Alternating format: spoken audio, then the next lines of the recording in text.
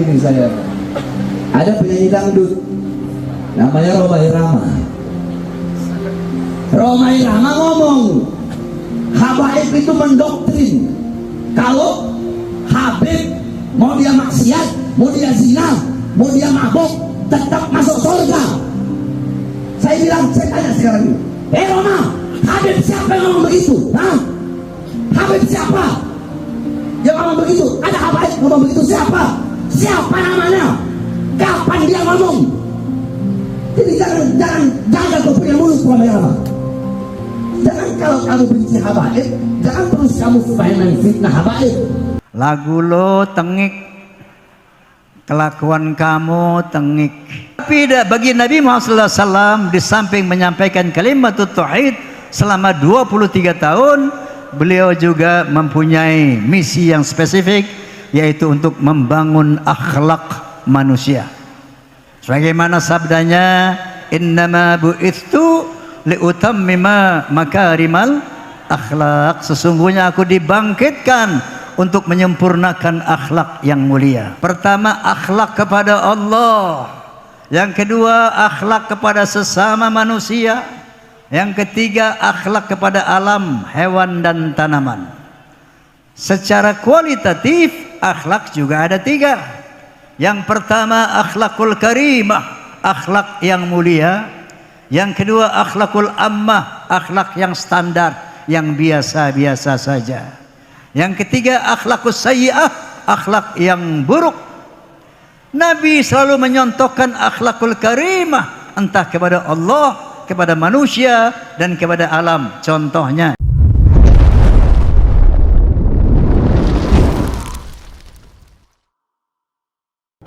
Assalamualaikum warahmatullahi wabarakatuh.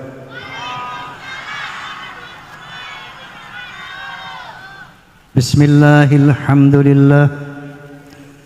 Alhamdulillahilladzi hadan nasa ila hayatin tayyibatin fid dunya wal akhirati bisyari'atil Islam.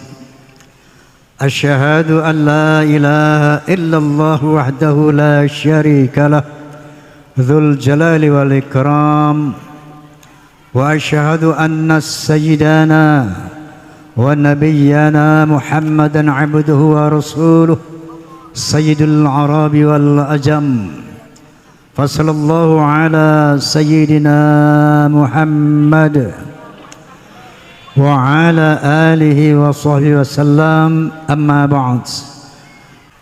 Hadirin hadirat, memperingati Maulidur Rasul tak lebih dan tak bukan dalam rangka memperdalam, mempertajam pengenalan kita terhadap sosok beliau sallallahu alaihi wasallam.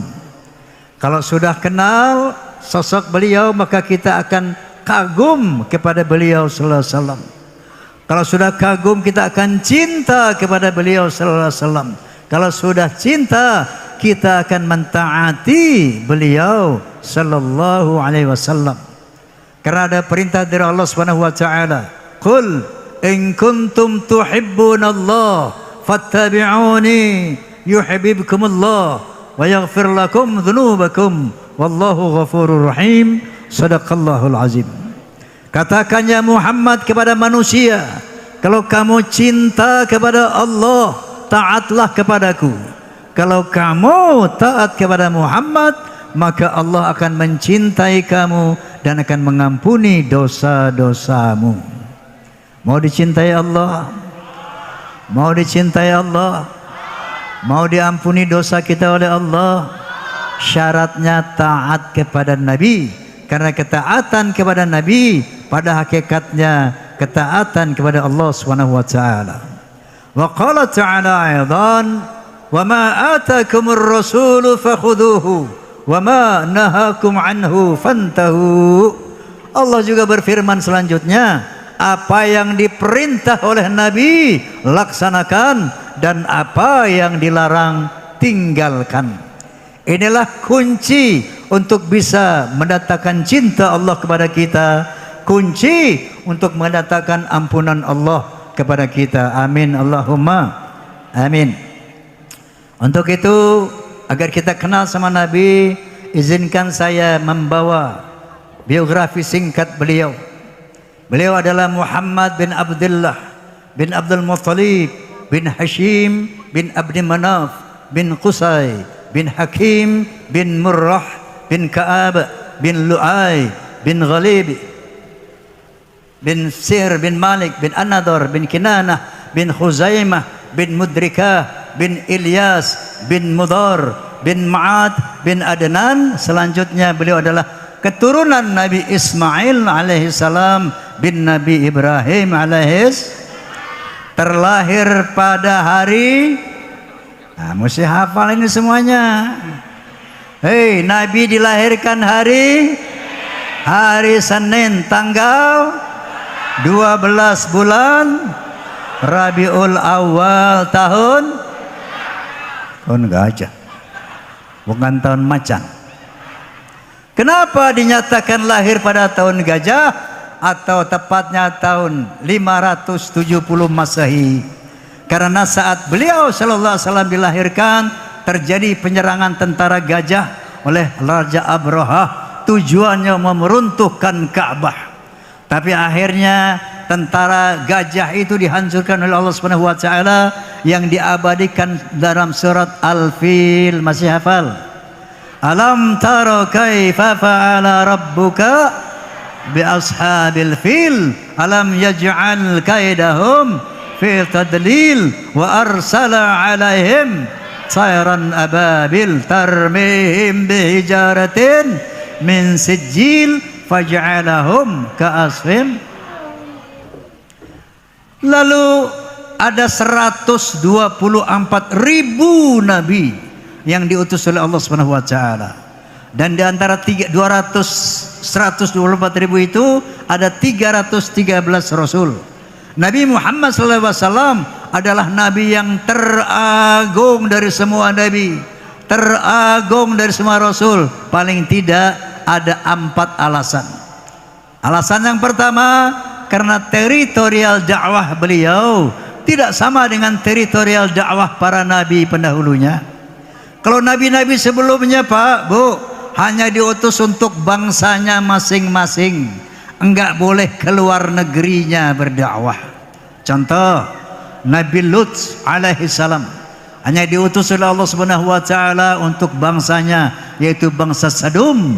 Nabi Hud alaihissalam hanya diutus untuk bangsanya, yaitu bangsa Ad. Nabi Saleh alaihissalam hanya diutus untuk bangsanya saja, yaitu bangsa Thamud.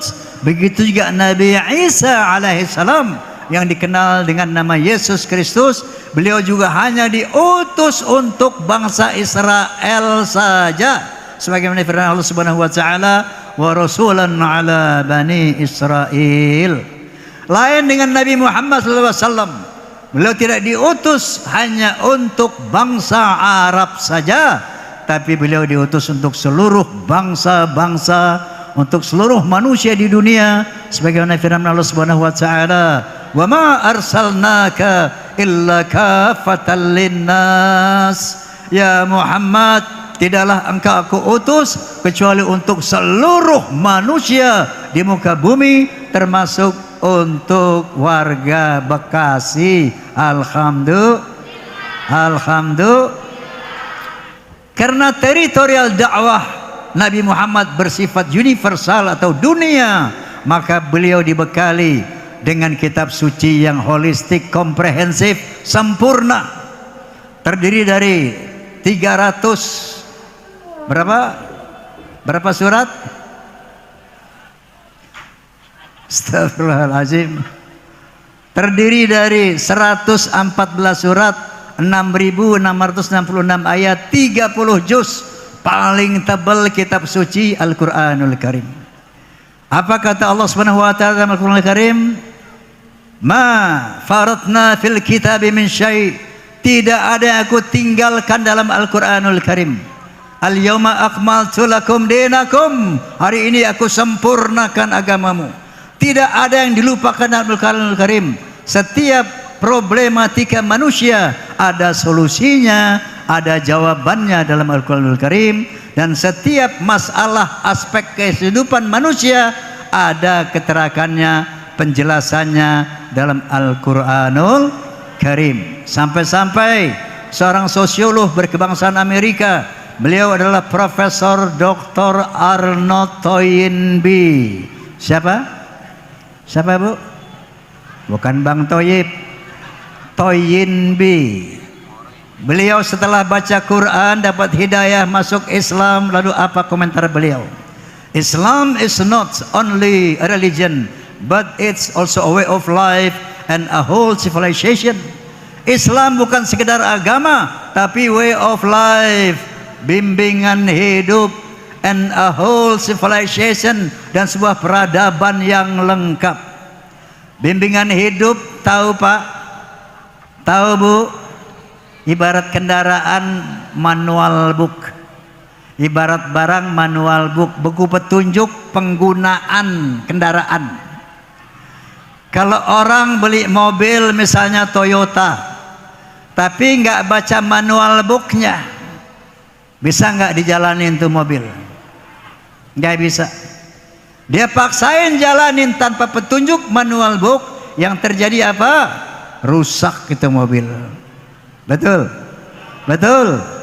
Begitu juga manusia hidup di dunia, diberi manual book, buku petunjuk bagaimana cara hidup, bagaimana cara berdagang, cara kawin, cara berumah tangga, cara bernegara, semua lengkap dalam Al-Quranul Karim. Oleh karena itu, di zaman modern sekarang ini, kita banyak melihat generasi Z, generasi apa namanya, milenial.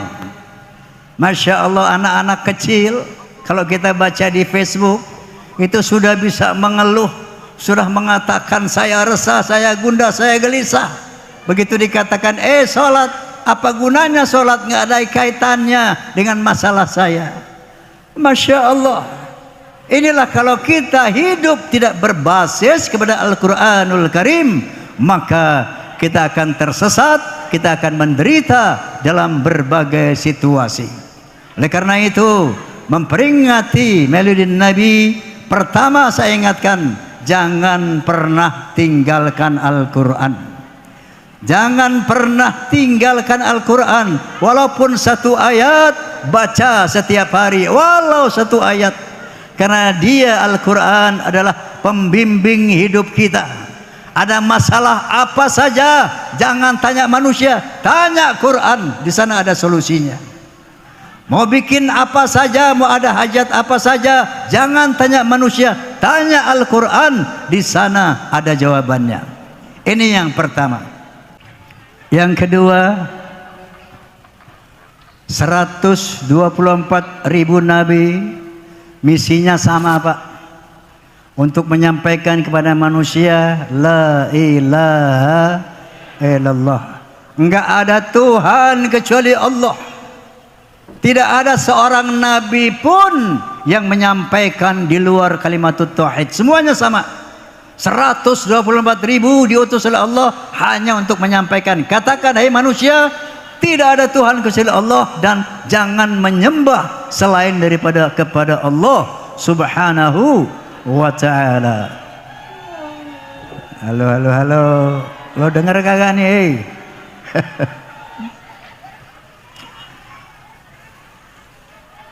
Tapi bagi Nabi Muhammad SAW, di samping menyampaikan kalimat tauhid selama 23 tahun, beliau juga mempunyai misi yang spesifik, yaitu untuk membangun akhlak manusia. Sebagaimana sabdanya, innama bu'ithtu liutammima makarimal akhlak, sesungguhnya aku dibangkitkan untuk menyempurnakan akhlak yang mulia. Akhlak apa itu Pak? Apa akhlak? Apa arti akhlak? Kelakuan. Akhlak apa Bu?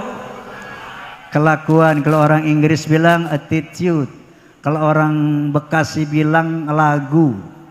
Tapi bukan kayak lagu soneta, bukan. Lagu lo tengik, kelakuan kamu tengik. tahu tengik, bau apek. Lagu lo perak, tahu perak, beras maur yang murah. Tapi yang dimaksud perilaku tadi secara orientatif ada 3, Pak. Pertama, akhlak kepada Allah. Yang kedua, akhlak kepada sesama manusia. Yang ketiga, akhlak kepada alam, hewan dan tanaman. Secara kualitatif, akhlak juga ada 3. Yang pertama, akhlakul karimah, akhlak yang mulia. Yang kedua, akhlakul ammah, akhlak yang standar, yang biasa-biasa saja. Yang ketiga, akhlakus sayyi'ah, akhlak yang buruk. Nabi selalu menyontohkan akhlakul karimah, entah kepada Allah, kepada manusia, dan kepada alam. Contohnya, itu Nabi sudah dijamin masuk surga, betul? Tadi Ustadz Tila sudah jelaskan, yang pertama masuk surga Nabi Muhammad SAW. Dan Nabi adalah sosok yang maksum, artinya tidak punya dosa.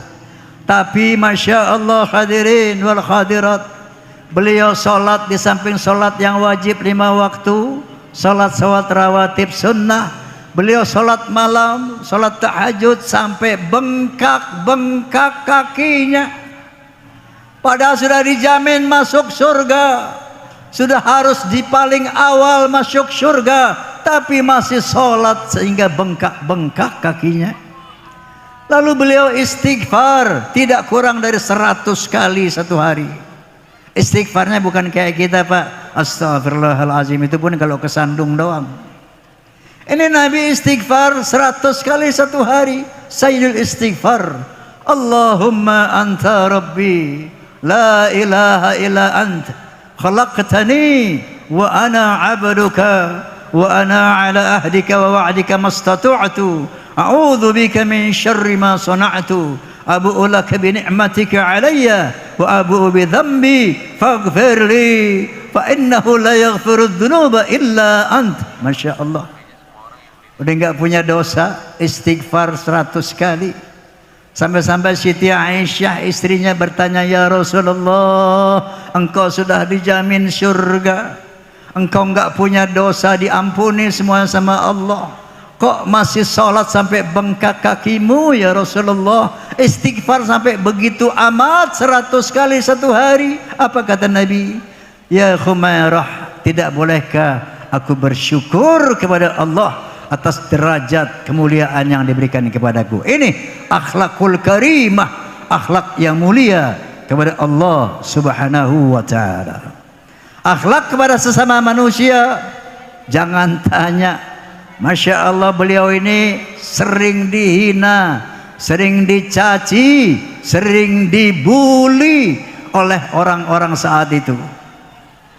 Ada satu kisah, beliau kalau mau ke masjid, dari rumah beliau nih ada lewat gang kecil, ya, dimana di antara gang itu ada rumah-rumah tingkat 2 begitu.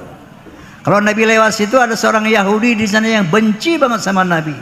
Kalau Nabi lewat, diludahin.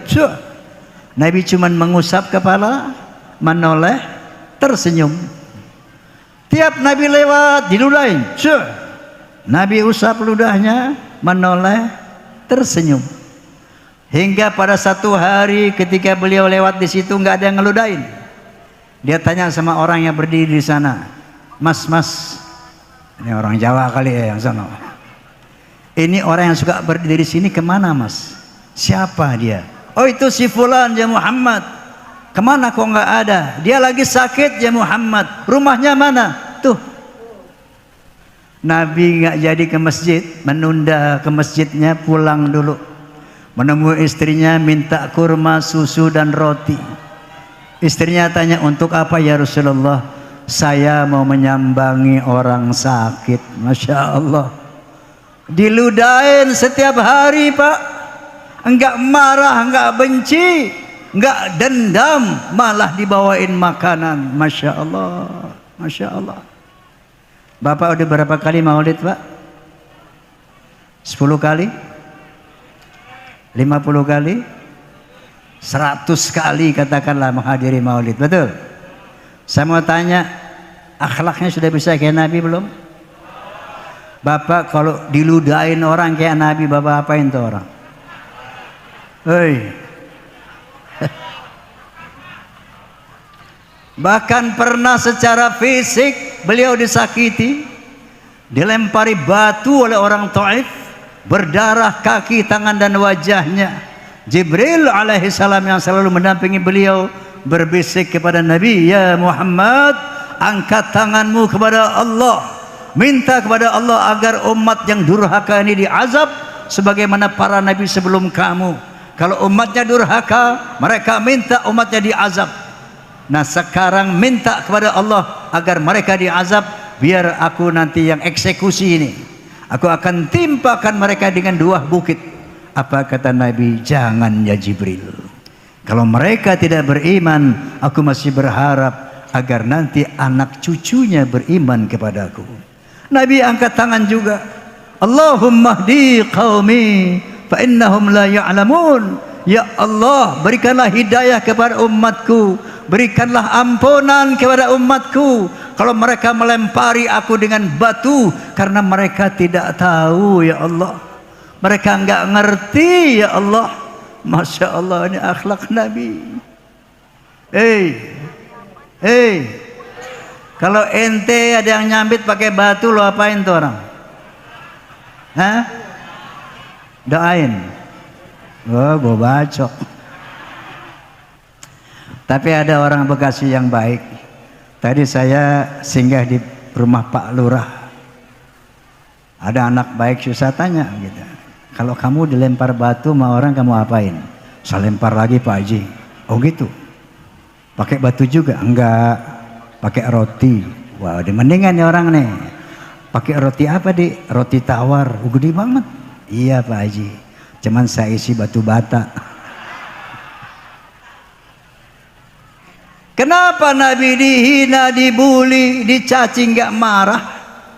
Karena beliau diajarkan oleh Allah Subhanahu wa taala satu ayat yang berbunyi, "Ya ayyuhalladzina amanu jtanibu katsiran minadh-dhanni inna ba'dadh-dhanni itsm wa la tajassasu wa la yaghtab ba'dukum ba'dha ayuhibbu ahadakum ayakula lahma akhihi maitan fakarihtumuh." Ya, katakanlah orang-orang beriman, jangan kamu berburuk sangka. Suudzon. Ibu-ibu, jangan suka buruk sangka sama tetangga, jangan suka buruk sangka sama teman, karena buruk sangka itu kata Allah adalah satu dosa. Wala tajassasu, jangan cari-cari kesalahan orang. Wala tajassasu, jangan ngintip kesalahan orang. Wala yaghtab ba'dukum ba'da, jangan suka berghibah, menggunjing, ngomongin aib orang. Kenapa? Apa hukumannya? Ini Allah memberikan perumpamaan ayat, "Ayuhibbul ahadukum ayakula lahma akhihi maitan." Apakah kamu suka makan daging bangkai saudaramu sendiri? Artinya apa Pak Bu? Orang yang suka ngomongin orang, Allah mengatakan dia lagi makanin daging bangkai saudaranya. Kalau kita lagi ngejelekin orang, ketahuilah kata Allah, kita lagi makan daging bangkai yang kita ngomongin. Ini kiasan, mutasyabihat. Tapi yang sebenarnya adalah kita lagi ngambilin dosa itu orang. Kita ngomongin orang, dosa orang itu lagi kita ambilin. Makanya Nabi nggak pernah marah, nggak pernah dendam, nggak pernah sakit hati kepada siapapun yang menyakiti dia, membuli dia, hina dia, fitnah dia. Bahkan Nabi kasihan sama orang-orang yang membuli dan fitnah itu. Karena apa? Beliau tahu yang menfitnah itu, yang membuli itu, yang menyakiti itu, yang akan menanggung deritanya di dunia dan di akhirat. Ini akhlak Nabi kepada manusia. Akhlak Nabi kepada hewan tanaman, oh luar biasa. Nabi kalau ketemu pohon, Pak, Bu, Assalamualaikum, beri salam sama pohon. Kenapa? Pohon itu makhluk Allah yang hidup. Percaya enggak? Ada ilustrasi sedikit. Pada tahun 1963, maksud saya 1930, berapa tahun yang lalu itu?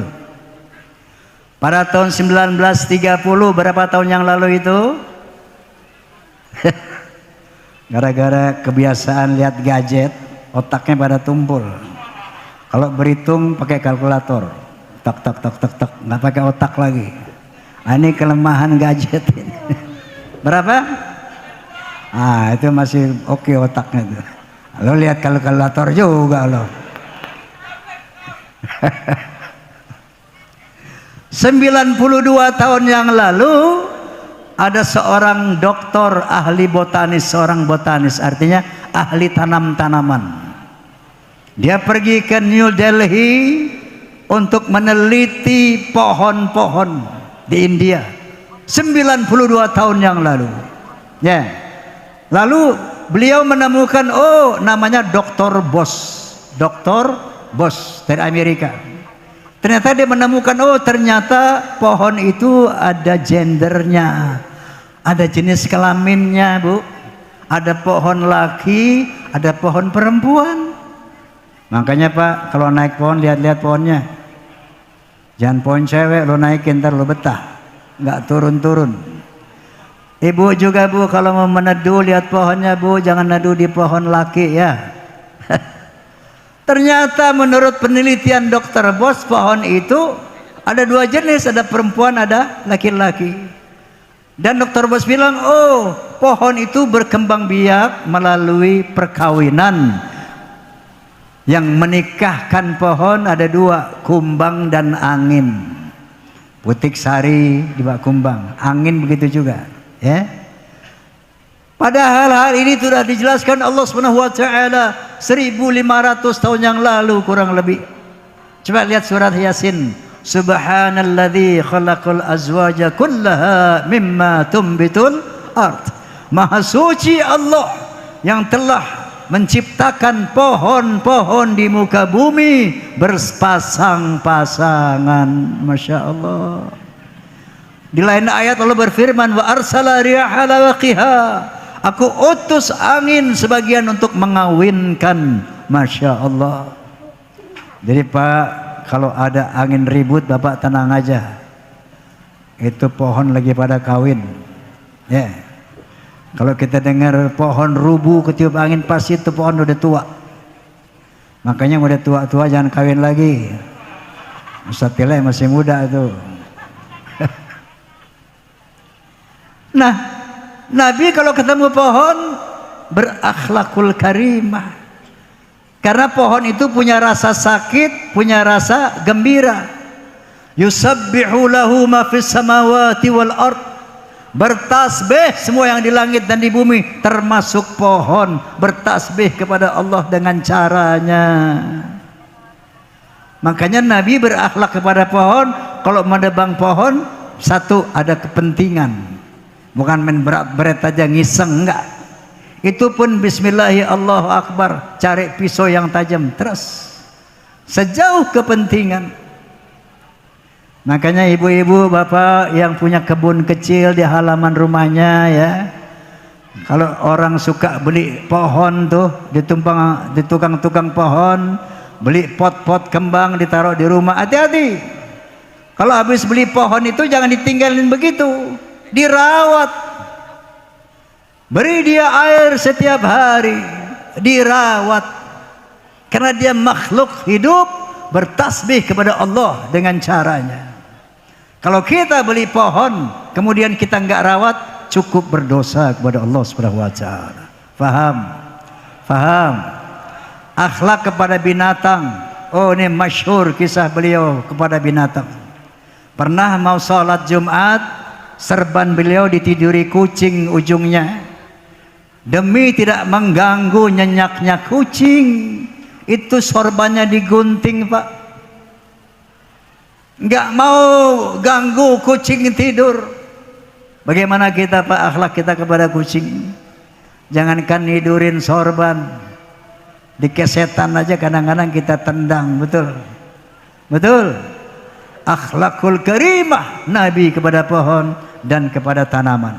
Inilah substansi kita memperingati Maulid Nabi agar bisa meniru akhlak Rasulullah tentu sebisanya.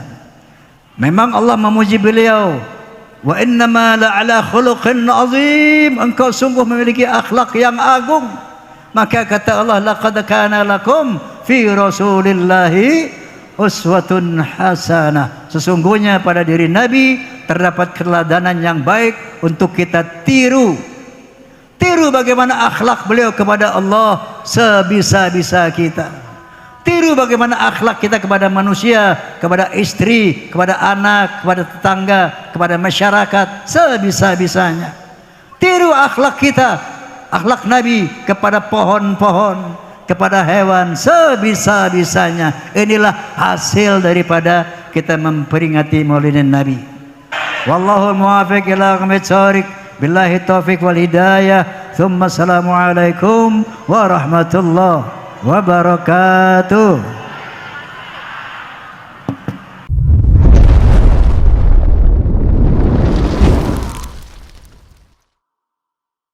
Itulah tadi ceramah yang sangat luar biasa dari Bang Haji Rhoma Irama tentang sifat-sifat akhlak mulia baginda Nabi besar Muhammad SAW. Ini sangat bertentangan dengan perilaku para oknum kabib-kabib yang mengaku dzurriyyah Rasulullah SAW, yang seharusnya memberikan contoh yang baik seperti sifat-sifat Rasulullah SAW. Semoga video kali ini bisa mencerahkan kita dan bermanfaat bagi teman-teman semua. Terima kasih, selalu support Arman Al-Fatih. Kita jumpa lagi di video selanjutnya. Minal minkum. Wassalamualaikum warahmatullahi wabarakatuh.